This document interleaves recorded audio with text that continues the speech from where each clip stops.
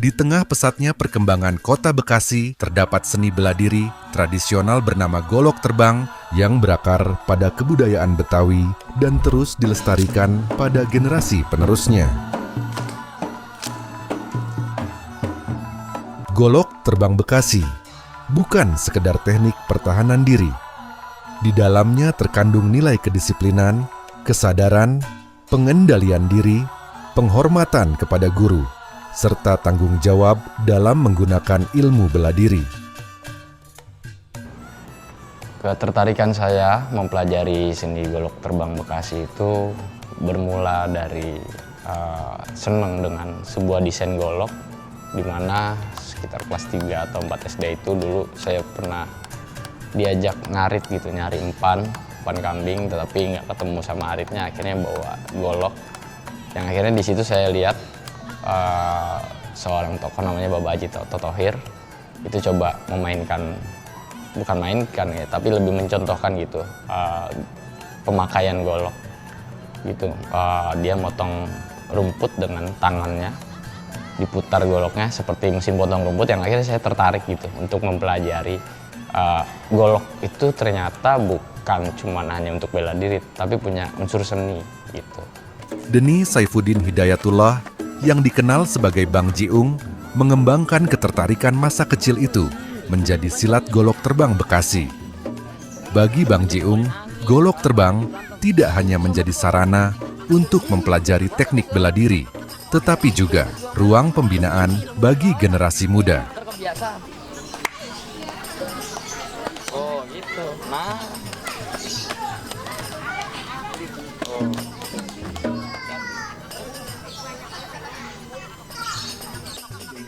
Sisi atau dampak negatif terkadang tidak ada di rumah, Bang, tapi karena adanya lingkungan yang membangun. Seperti contoh dari lingkungan dia coba bersosialisasi seperti dari nongkrong atau di tongkrongan, yang akhirnya karena kurangnya kegiatan itu akhirnya ngablu.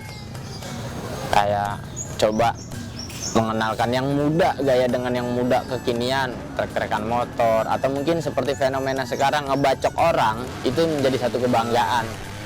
Kalau dibilang begal ya bukan, kan nggak ngambil motor atau barang-barang yang nggak, hanya sebatas membacok. Dan akhirnya menjadi sisi negatif. Alangkah baiknya ketika pemuda Bekasi diarahkan bagaimana mempelajari bela diri. Dan di sisi lain ketika ada sesi festival atau pertandingan, justru berbalik menjadi sebuah prestasi yang menjadi satu kebanggaan dengan unsur yang positif.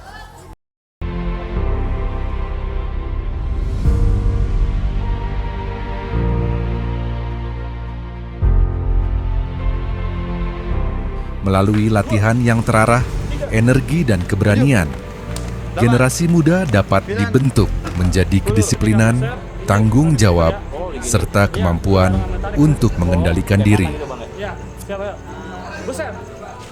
Pukulnya bareng, pukul. 1, 2, 3, 4. Golok terbang diperkenalkan pada tanggal 12 Agustus 2010 yang saya susun dari berbagai macam gerakan, yang akhirnya saya susun menjadi sebuah kurikulum atau metode pengajaran yang mudah dipahami untuk semua generasi. Dan saya belajar dari tangan kosong atau pencaksilat bela diri tangan kosong dari almarhum Babandang Saputra bin Abdul Rahman, yang saya kembangkan menjadi pencaksilat golok dengan segala unsur yang terkandung di dalamnya, yaitu bertahan dan menyerang. Ini menjadi satu kesatuan, nilai kesenian juga bertahan dalam sebuah ilmu filosofi bela diri yang ada di golok terbang. Dari proses pembinaan tersebut, golok terbang berkembang melampaui lingkungan tempatnya dilahirkan melalui berbagai kegiatan, festival, dan pertandingan internasional. Golok terbang membawa golok serta pencaksilat sebagai bagian dari kekayaan budaya Indonesia untuk dikenal oleh masyarakat dunia. Keinginan dan cita-cita luhur golok terbang mengenalkan golok ke kancah dunia sebagai warisan budaya benda Indonesia, di mana golok dari Indonesia ini bisa bersanding dengan bela diri di luar sana. Dan alhamdulillah golok terbang sudah sampai ke berbagai macam negara seperti Jerman, Singapura, Korea, Amerika Serikat, dan Eropa. Ini membuktikan bahwa budaya bangsa Indonesia ini mampu bersaing, berdaya guna, dan juga membawa amanah, yaitu cita-cita bangsa yang bermartabat. Golok terbang bukan hanya sekedar ilmu bela diri, tetapi mempertahankan nilai juang dari sebuah martabat Indonesia. Semoga kita bisa balik lagi di tahun selanjutnya, yang pasti bawa nama pencaksilat Indonesia. Siapkan bibit-bibit pencaksilat terbaik Indonesia, go to international, in Seoul. Kumaha ketua? Lihat negara. Lihat negara. Ya. Ambil ke bawah. Nih ajarnya di sini nih. Tuh. Kalau di sini nih, belakangnya selang ini di sini. Bentuk golok dan anatomi tubuh dibaca sebagai satu sistem. Lekuk, titik berat, genggaman, dan tenaga saling menentukan arah gerak. Saya akan menjelaskan desain atau anatomi golok, di mana golok dibagi menjadi 3 bagian. Yang pertama ada gagang, ada sarung, ada bilah.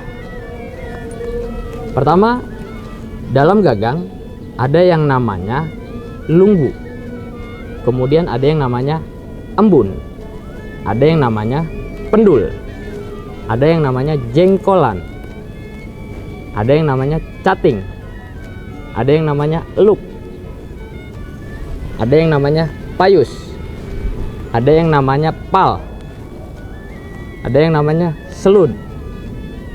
Kemudian di area sarung, bagian ini disebut gagodong. Turun ke bawah, ini ada simut meting. Tali-tali ini disebut simpai. Di bawah ini, bagian ini namanya sepet. Kemudian kita buka. Di bagian bilah, bagian atas bilah disebut tonggo. Bagian yang menirus disebut rencang. Bagian ujung ini disebut congo. Bagian menurun ini disebut dempak. Bagian yang melengkung disebut curug. Dari sini, dari congo sampai ke bawah, mata tertajamnya disebut saseket. Bagian menurunnya disebut beteng. Bagian depan disebut lambung, lemper, dan perut. Jika ada garis seperti ini disebut kenit atau rikase. Nah, garis ini disebut jegong. Di dalam gagang ada besi namanya paksi. Bentuk seperti ini salam nunggal versi Banten. Salam diambil dari daun salam dan nunggal diambil dari kata nunggal, atau salam itu adalah doa. Nunggal itu kepada sang kuasa. Artinya berharap keselamatan kepada sang kuasa. Salam nunggal. Latihan berlangsung bertahap.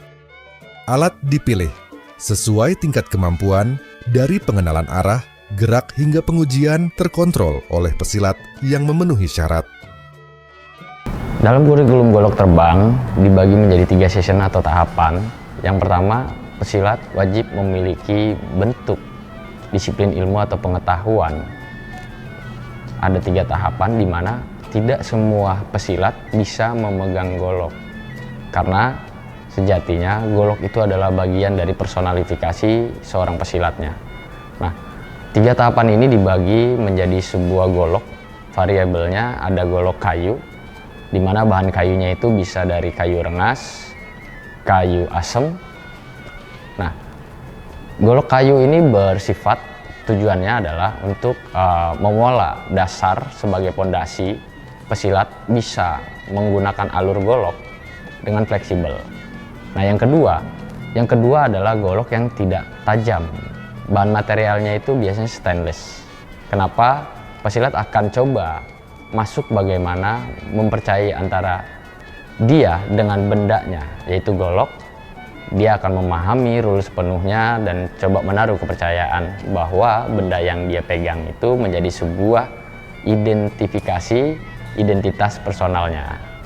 Nah, kemudian golok yang ketiga, golok ini bermaterial besi baja yang ditempa khusus dengan ketajaman yang spesifikasi agar apa?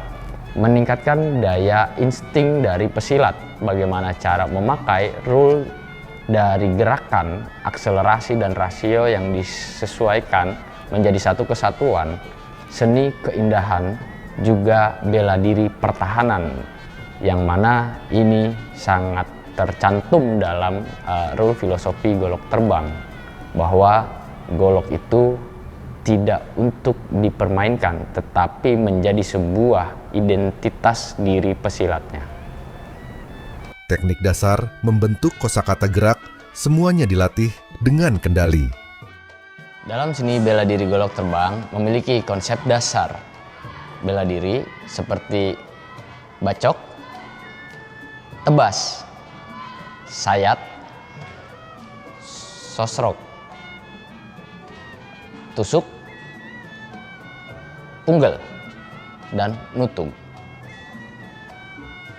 Keunikan golok terbang tampak pada putaran, perpindahan tangan, dan aliran tenaga yang membuat golok bergerak cepat namun tetap terkendali. Ciri khas dari golok terbang adalah perpindahan golok secara cepat, di mana perpindahannya itu karena kecepatan yang ada, fungsi dari penggunaan golok terlihat seperti tidak terlihat. Jadi terbangnya itu karena perpindahan cepat, tapi dengan fungsi. Perpindahan ini dimaksudkan akan ada serangan dan bela serang, di mana golok yang tertanam atau terpegang itu fleksibel, bisa berpindah kapanpun ketika dibutuhkan dalam filosofi dan kebutuhan bela diri. Jurus bukan sekadar rangkaian serangan. Ia melatih ketepatan, irama, kesadaran ruang, serta tanggung jawab atas setiap gerak. Fungsi dari gerakan yaitu yang pertama, kita bisa bertahan. Fungsi bertahan di sini adalah bermaksud atau bertujuan kita bisa mengantisipasi gerakan-gerakan, kemungkinan-kemungkinan yang lawan akan keluarkan. Dan fungsi bertahan ini menjadi salah satu mitigasi kita bagaimana bersikap, bertindak. Yang kedua, menyerang. Menyerang fungsionalnya adalah bagaimana kita bisa memfungsikan dari anatomi tubuh juga senjata yaitu golok disinkronisasikan dalam sebuah gerakan yang akhirnya bukan hanya tepat tetapi juga bisa mampu melumpuhkan lawan sedemikian rupa. Nah, fungsi untuk mengatur jarak adalah ritme, di mana fungsi bertahan dan menyerang ini menjadi satu kesatuan yang harus diatur jaraknya agar tidak terjadi baik itu insiden maupun eksiden yang akan membuat kita menjadi celaka. Jadi 3 konsep ini menjadi nilai utama dalam gerakan pencaksilat golok terbang, baik itu dari bacok, sayat, tebas, tusuk, punggel. Ini menjadi konsep dasarnya di 3 unsur ini: bertahan, menyerang, juga mengatur jarak atau ritme.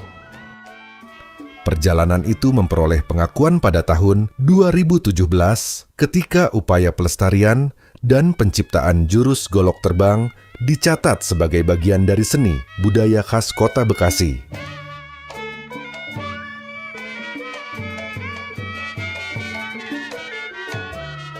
Golok terbang Bang Jiung ini sudah mendunia, bahkan pernah mendapatkan medali perunggu dalam acara event di Korea Selatan, dan ini disaksikan oleh banyak sekali warga ya tentunya.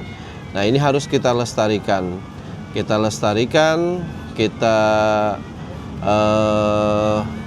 sosialisasikan juga, kita buat warga lebih memahami tentang masalah budaya warisan ini, yaitu seni bela diri golok terbang.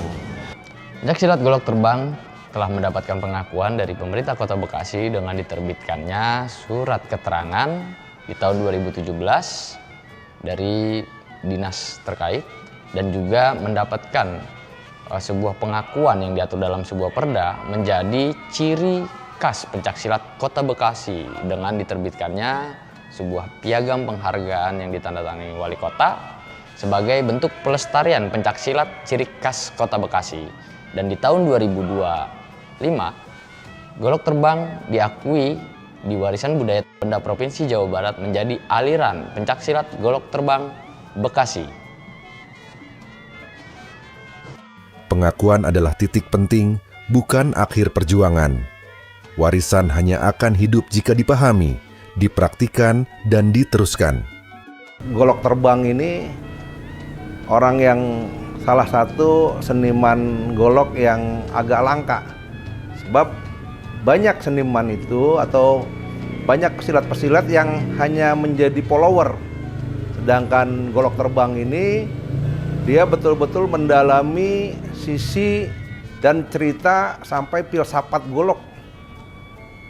Bukan sampai di situ saja, bahkan Bang Jiung juga itu termasuk juga pengrajin golok.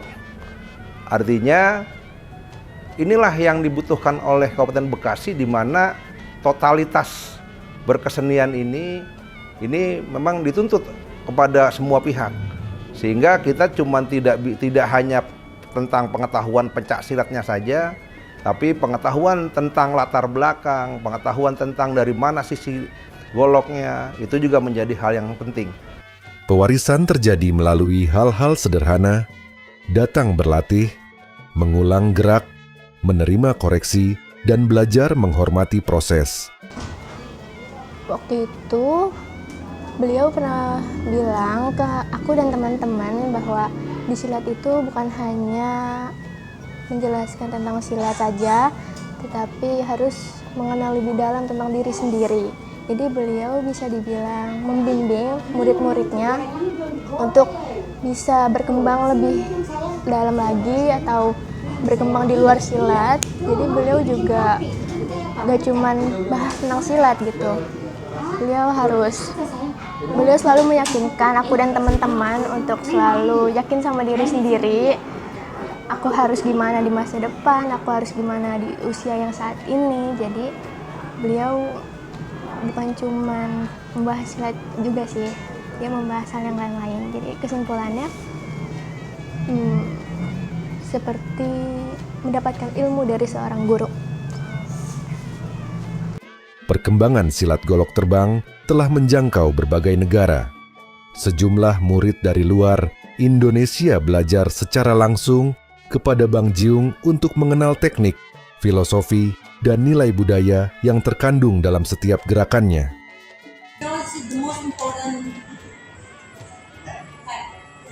Dan itu melatih refleks Pak Vincent.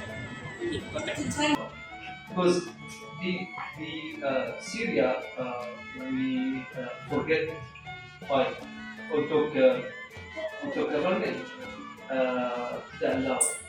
they didn't allow for people to train, so people forget all fighting. So now Di tengah keterbatasan, pelestarian terus dijalankan lewat riset, tulisan, tempaan, latihan, dan dokumentasi yang menjadi jejak bagi generasi berikutnya.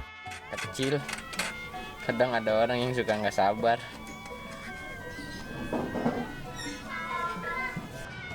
Bentuk pelestarian golok terbang sampai saat ini masih saya jalankan seperti menulis tentang golok dengan riset dan kajian penelitian yang saya maksimalkan dengan tulisan-tulisan yang ada, menempa golok, juga mengikuti kegiatan baik skala nasional, internasional, di mana itu saya ikutkan dengan prinsip golok terbang kelak akan berguna dan mempertahankan martabat Indonesia. Walaupun dengan biaya sendiri, saya tidak akan patah arang, saya tetap berjalan karena bagaimanapun saya orang Indonesia.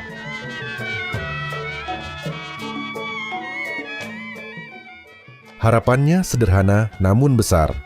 Sebuah pusat pengetahuan tempat golok dipelajari sebagai budaya, bukan semata alat atau ancaman.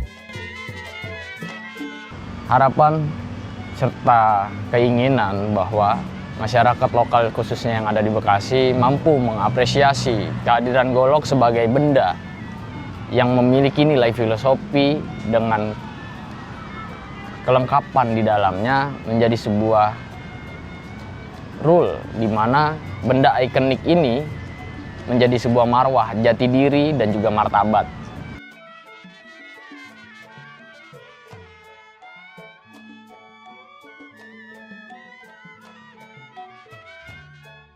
Warisan akan tetap hidup ketika generasi hari ini memilih untuk mengenal, menghargai, mendokumentasikan, dan meneruskannya.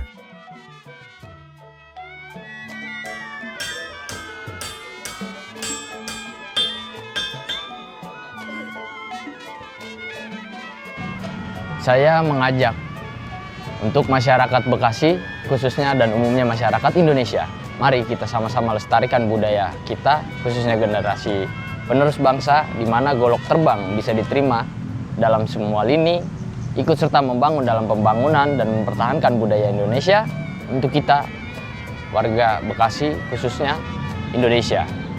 Dan harapan saya bahwa golok terbang hadir di semua lini khususnya untuk generasi muda penerus bangsa. Mari kita lestarikan budaya ini seperti tangan menanti si tukang bodor, jaga buaya di giri-giri, tangan menanti si tukang bodor. Jaga budaya negeri sendiri, jangan sampai mati obor.